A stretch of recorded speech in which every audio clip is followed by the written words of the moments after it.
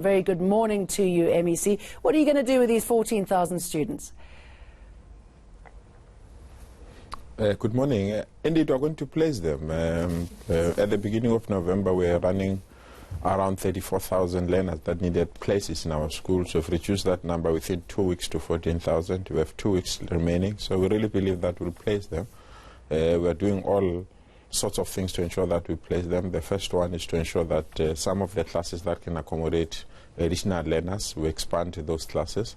And the second one is to ensure that we work with our partners in the independent school fraternity, because we're subsidizing almost 72 schools within the independent school fraternity in Gauteng. We can ask them to accommodate some of our learners temporarily.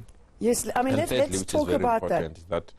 Due to the Okay, let's talk about that. I mean, you want to expand classes, yes, and introduce mobile classrooms. Is that really the solution to what's happening at the moment? Well, as a temporary measure, yes. Remember, unfortunately, our academic calendar differs with our financial year calendar, which simply means that our academic calendar starts on the 1st of January, but our financial year starts on the 1st of April. So, to cushion ourselves between January and April, we really believe that we can put temporary measures. And when our financial year kicks in, all those measures will be sought. We've been here before. It's not the first time that we find ourselves in this kind of a situation. And that's the reason that we believe that these temporary measures will assist us just to cross the line. Okay, I thought I was seeing things when I read this, but you're going to also be introducing English and Afrikaans as the language of teaching in the under-subscribed township schools. Why? Yes, because majority of our schools that have spaces, as I said, majority of our schools that have spaces, unfortunately they're not offering English as a language of teaching or Afrikaans as a language of teaching. And there are some parents that, due to the economic situation that we find ourselves in, their children were either in the private school set up, and now that they can't afford private school set up, they want to bring their children back to our schools. But the issue of language becomes a barrier. And it's within that context that we want to introduce English or Afrikaans as a language of teaching at schools where we are undersubscribed. But secondly, I mean, won't you, for obvious reasons, get a bit of pushback because of that? Not necessarily. I mean, there are some communities that have already mixed. Go to Lesufi.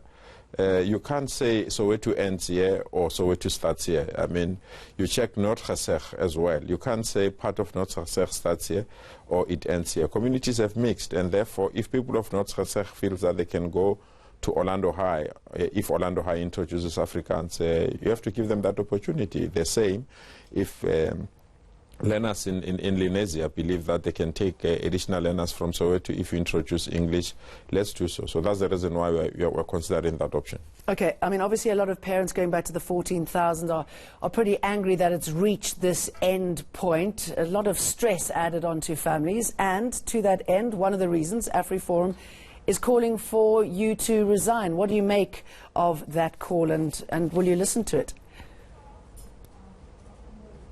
Who still takes AfriForum serious?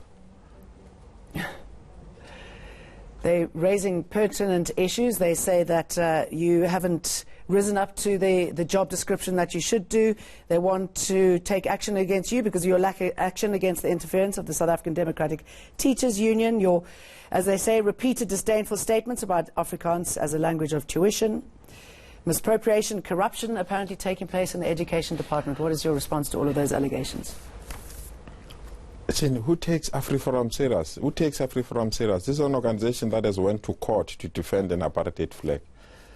This is an organization that's supporting that there must be an Afrikaans-only university and exclude other people. This is an organization that has paid for people that have murdered black people, and they've paid for their bail. This is an organization that you go to their website, glorifies Hendrik Verwoerd, and says that Hendrik Verwoerd was a brilliant leader.